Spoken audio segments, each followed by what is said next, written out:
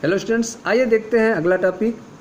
एकल प्रतिस्थापित बेंजीन में क्रियात्मक समूह का निर्देशात्मक प्रभाव। एकल प्रतिस्थापित बेंजीन में क्रियात्मक समूह का निर्देशात्मक प्रभाव क्या होता है, आइए इसको ध्यान से समझा जाए। मैं मनीष गुप्ता अपने चैनल में आपका स्वागत करता हूं। तो आइए दोस्तों समझते हैं एकल प्रतिस्थापित बेंजीन में क्रियात्मक समूह का निर्देशात्मक प्रभाव के बारे में। यदि एकल प्रतिस्थापित बेंजीन का पुनः प्रतिस्थापन कराया जाए तो तीनों संभावित द्विप्रतिस्थापित उत्पाद जो हैं समान मात्रा में नहीं बनते हैं। यदि एकल प्रतिस्थापित बेंजीन का पुनः प्रतिस्थापन कराया जाए तो तीनों संभावित द्विप्रतिस्थापित उत्पाद समान मात्रा में नहीं बनते हैं।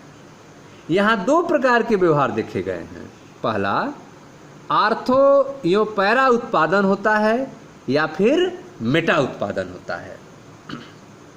यदि एकल प्रतिस्थापित बेंजीन का पुनः प्रतिस्थापन कराया जाए तो तीनों संभावित द्विप्रतिस्थापित उत्पाद समान मात्रा में नहीं बनते हैं। यहाँ दो प्रकार के व्यवहार देखे गए हैं। पहला, आर्थो या पैरा उत्पादन होगा या फिर नंबर 2 मेटा उत्पादन होगा।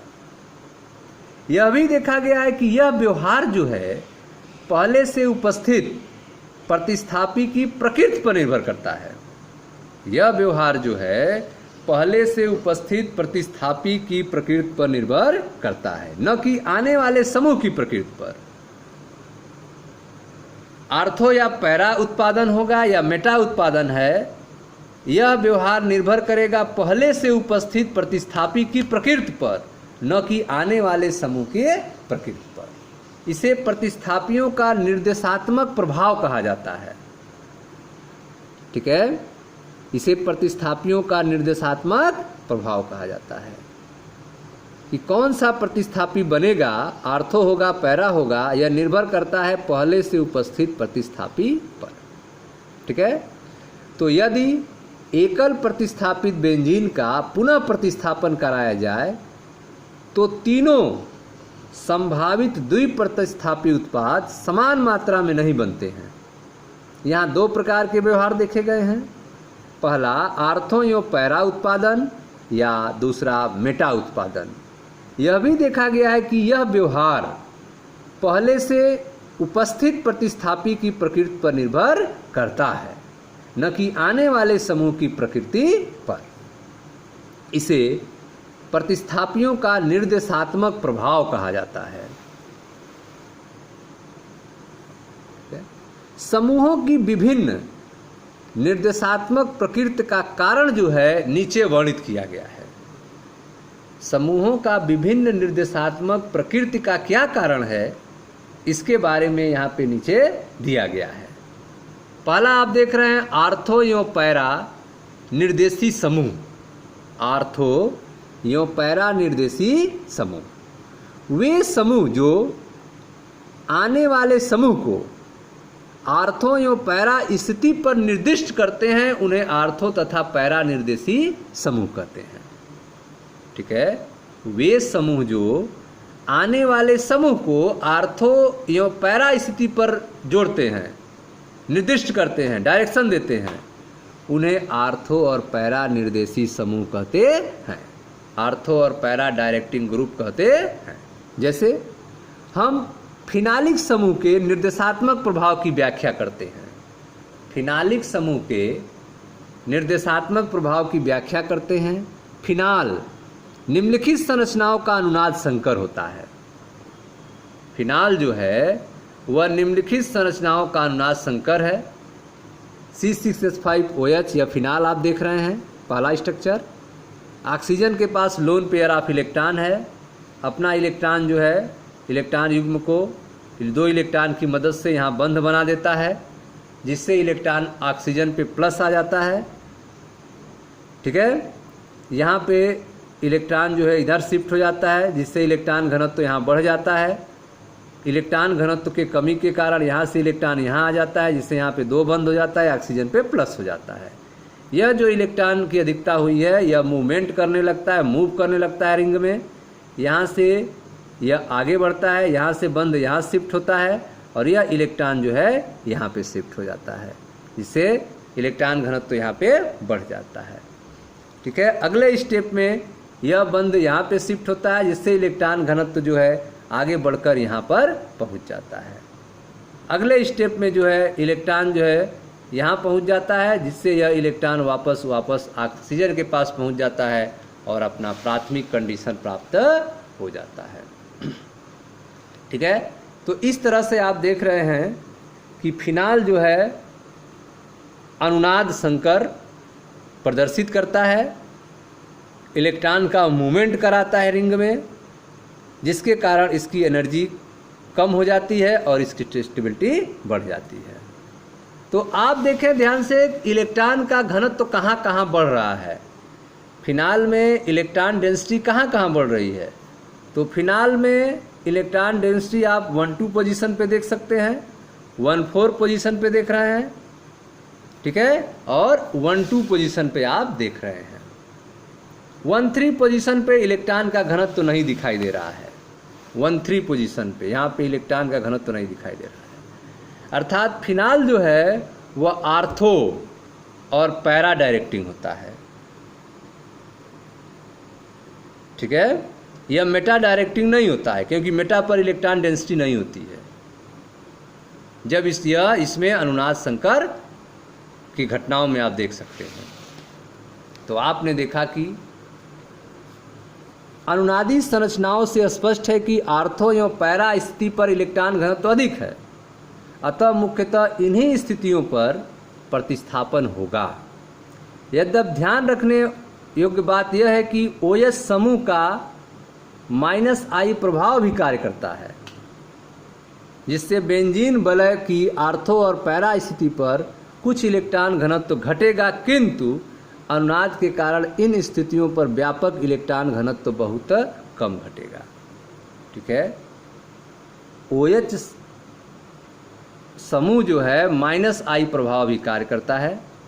ऑक्सीजन जो है वह रिंग से इलेक्ट्रॉन को खींचता है, लेकिन यह प्रभाव जो है बहुत कम होता है, इससे इसका ज़्यादा प्रभाव नहीं होता है। अनुनाद के कारण इन स्थितियों पर व्यापक इलेक्ट्रॉन घनत्व बहुत कम घटता है।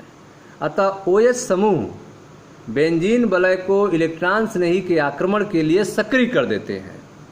OH समूह जो हैं बेंजीन वलय को इलेक्ट्रॉन स्नेही के आक्रमण के लिए सक्रिय कर देते हैं। कुछ अन्य सक्रियकारी समूह हैं, जैसे कि NH2, NHR, NHCO CH3, OCH3, CH3, C2H5। ठीक है, आगे देखते हैं। एरिल हैलाइड में हैलोजन यद्यपि विषक्रियकारी हैं, एरिल हैलाइड में हैलोजन जो हैं वे विषक्रियकारी हैं, परंतु प्रबल -I प्रभाव के कारण ये बेंजीन वलय पर इलेक्ट्रॉन घनत्व को कम कर देते हैं, जिससे पुनः प्रतिस्थापन कठिन हो जाता है। हालांकि अनुनाद के कारण आर्थो और पैरा स्थिति पर इलेक्ट्रॉन घनत्व मेटा स्थिति से अधिक होता है, अतः यह भी आर्थो और पैरा निर्देशी समूह होते हैं। तो क्लोरोबेंजीन भी जो है आर्थो और पैरा निर्देशी समूह होता है, लेकिन यह भी प्रबल -I प्रभाव के कारण बेंजीन वलय से इलेक्ट्रॉन घनत्व को खींचता है। क्लोरीन जो है ज़्यादा इलेक्ट्रोनेगेटिव होता है, तो रिंग से इलेक्ट्रॉन को खींचता है, -I प्रभाव दिखाता है। हालांकि अनुनाद के कारण इसके आर्थो और पैरा पोजीशन पर इलेक्ट्रॉन का घनत्व बढ़ता है, जिसके कारण यह भी क्लोरोबेंजीन भी आर्थो और पैरा निर्देशी समूह होता है। ठीक है, यह मेटा निर्देशी समूह नहीं होता है। अब देखते हैं मेटा निर्देशी समूह के बारे में। वे समूह जो आने वाले समूह को मेटा स्थिति पर निर्दिष्ट करते हैं उन्हें मेटा निर्देशी समूह कहते हैं। वे समूह जो आने वाले समूह को मेटा स्थिति पर निर्दिष्ट करते हैं उन्हें मेटा निर्देशी समूह कहते हैं। कुछ मेटा निर्देशी समूह हैं NO2, CN, CHO, COR, COOH, COOR, SO3H आदि। यह सब मेटा निर्देशी समूह हैं। आइए नाइट्रो समूह का उदाहरण लेते हैं, NO2 का उदाहरण लेते हैं। नाइट्रो समूह प्रबल -I प्रभाव के कारण बेंजीन वलय पर इलेक्ट्रॉन घनत्व कम कर देता है। नाइट्रोबेंजीन निम्नलिखित संरचनाओं का अनुनाद संकर है। नाइट्रोबेंजीन का अनुनाद संकर आप देख सकते हैं। NO2 -I प्रभाव होता है जिससे NO2 ग्रुप जो है रिंग से इलेक्ट्रॉन को खींचता है, जिससे रिंग पर इलेक्ट्रॉन का घनत्व कम हो जाता है। ऑक्सीजन इलेक्ट्रॉन को खींचता है, ठीक है, जिससे ऑक्सीजन पे माइनस चार्ज आता है। यहाँ से रिंग से इलेक्ट्रॉन खींचता है जिससे यहाँ पे रिंग पर प्लस चार्ज आ जाता है। अब इस प्लस को ख़त्म करने के लिए यहाँ से इलेक्ट्रॉन यहाँ पहुँचता है जिससे प्लस चार्ज जो है यहाँ पे आ जाता है। इसको समाप्त करने के लिए इलेक्ट्रॉन यहाँ से शिफ्ट होते हैं जिससे प्लस चार्ज यहाँ पे आ जाता है, ठीक है। इस प्लस को समाप्त करने के लिए इलेक्ट्रॉन यहाँ से शिफ्ट होते हैं, यह प्लस समाप्त होता है और यहाँ पर प्लस होता है तो उसकी कमी होती है, यहाँ से इलेक्ट्रॉन यहाँ शिफ्ट हो जाते हैं, नॉर्मल कंडीशन आ जाता है, पहले की स्थिति आ जाती है। तो इस तरह से आप देख रहे हैं नाइट्रोबेंजीन में जो इलेक्ट्रॉन डेंसिटी है वह आर्थो पोजीशन पे प्लस आ रहा है, कमी आ रही है, और पैरा पोजीशन पे प्लस आ रहा है, इलेक्ट्रॉन की कमी आ रही है। तो आर्थो और पैरा पोजीशन पे इलेक्ट्रॉन की कमी आ जा रही है नाइट्रोबेंजीन में। इलेक्ट्रॉन का घनत्व जो होगा वह मेटा पोजीशन पे होगा, अतः नाइट्रोबेंजीन जो होगा वह मेटा निर्देशी होगा, ठीक है। देखते हैं नाइट्रोबेंजीन में बेंजीन वलय पर व्यापक इलेक्ट्रॉन घनत्व घट जाता है जो पुनः प्रतिस्थापन को कठिन बनाता है, अतः इन समूहों को निष्क्रियकारी समूह कहा जाता है। मेटा स्थिति की तुलना में आर्थो और पैरा स्थिति पर इलेक्ट्रॉन घनत्व कम होता है। परिमाणतः इलेक्ट्रॉन्स ने ही तुलनात्मक रूप से इलेक्ट्रॉन धनी स्थिति अर्थात मेटा पर आक्रमण करता है और प्रतिस्थापन मेटा स्थिति पर होता है, ठीक है स्टूडेंट्स। तो यह था आपका एकल प्रतिस्थापी बेंजीन में क्रियात्मक समूह का निर्देशात्मक प्रभाव के बारे में। Thank you.